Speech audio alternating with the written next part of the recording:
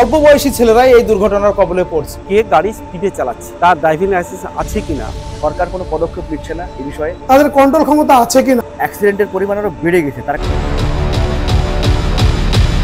বর্তমান সময়ে বাইক দুর্ঘটনা মারাত্মক আকার ধারণ করেছে। অন্যান্য ব্লকের পাশাপাশি জলঙ্গি ব্লকেও এই দুর্ঘটনায় গত 3 মাসের মধ্যে প্রায় 15 জনের মৃত্যু হয়েছে।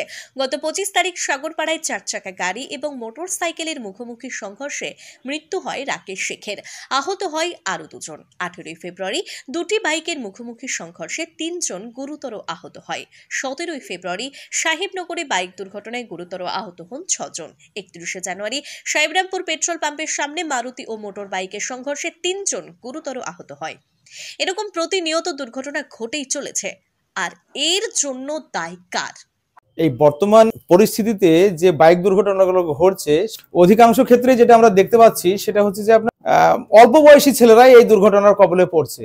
যে বাইকগুলো চালাচ্ছে তাদের বয়স খুব কম। আর যে সমস্ত অভিভাবকদের বাড়ি থেকে গাড়িগুলো নিয়ে বেরোচ্ছে, সেই অভিভাবকদের আর একটু সজাগ হতে হবে। প্রশাসন এবং ট্রাফিক বিভাগ সেফ ড্রাইভ সেফ লাইফের মতো নানান সতর্কতামূলক আইন এবং জরিমানা কার্যকর করলেও অনেকেই এই বিধিনিষেধকে বুড়ো আঙুল দেখিয়ে ঝুঁকিপূর্ণ গতিতে পাল্লা দিয়ে বাইক চালিয়ে বড় ধরনের দুর্ঘটনার শিকার হন। মোটরসাইকেলের সাইলেন্সারের সঙ্গে কি একটা যেন লাগাচ্ছে, যার কারণে অ্যাক্সিলারেটর টানলেই এর এত প্রখর সাউন্ড হচ্ছে আর কি।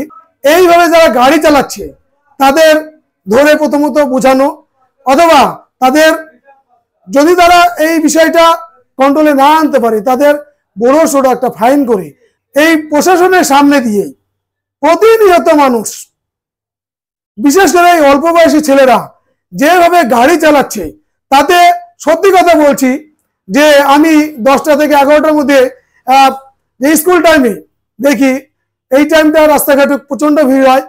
আমি স্কুল যাওয়ার পথে গাড়ি রাস্তা তুলতেই ভয় করছি। অনেকের অভিযোগ, বাইক চালানোর সময় হেলমেট না ব্যবহারকারীকে জরিমানা করলেও মাত্রাতিরিক্ত স্পিডে ও অসহ্য সাউন্ড করে যারা গাড়ি চালান তাদের বিরুদ্ধে প্রশাসনের পক্ষ থেকে বড় বড় অ্যাকশন নিলে বাইক দুর্ঘটনা অনেকটাই কমবে বলে মনে করা হয়। আইন ব্যবস্থা সত্যি একটু কেমন আমি বুঝতে পারি না। কারণ হচ্ছে দেখি সাধারণ বড় বাইক বা ভালো কোনো এর পরে কোনো অত্যাচার নাই, কিন্তু সাধারণ যারা বাইক চালাচ্ছে তাদের উপরে খুব অত্যাচার। মানে দেখা গেল দুরন্ত গতিতে যে গাড়ি চালাচ্ছে তার গাড়ি সে গাড়ি চেক করার সময়ই পাচ্ছে না, কিন্তু যে আস্তে চালাচ্ছে তার গাড়ি ভালো চেক হচ্ছে। সরকার কোনো পদক্ষেপ নিচ্ছে না এই বিষয়ে। সরকার শুধু কয়েকটা গাড়ি ধরে জরিমানা আদায় করছে, ব্যাস দায়িত্ব শেষ। কিন্তু সঠিক যে গাড়ি যে স্পিড কমানোর জন্য যে গাড়ি যেভাবে ধরা উচিত সেভাবে ধরছে না সরকার।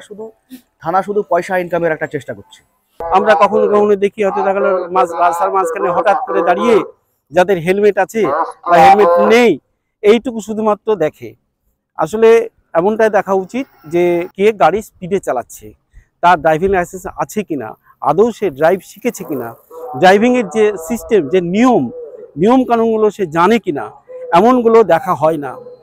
এইগুলো একটু দেখা দরকার আমার ব্যক্তিগতভাবে, আমি এটা মনে করি। দ্রুত গতিতে বাইক চালালে শুধু বাইক চালকের জন্য ক্ষতিকর নয়, পথচারী এবং অন্যান্য যাত্রীদের জন্য মারাত্মক বিপদ ডেকে আনে। তাই সড়ক দুর্ঘটনা কমাতে প্রশাসনের সাথে সাথে অভিভাবকদের সচেতন হলেই বাইক দুর্ঘটনা অনেকটাই কমবে বলে মনে করেন অনেকেই। ব্যুরো রিপোর্ট, আমার ব্লগ, জলঙ্গি।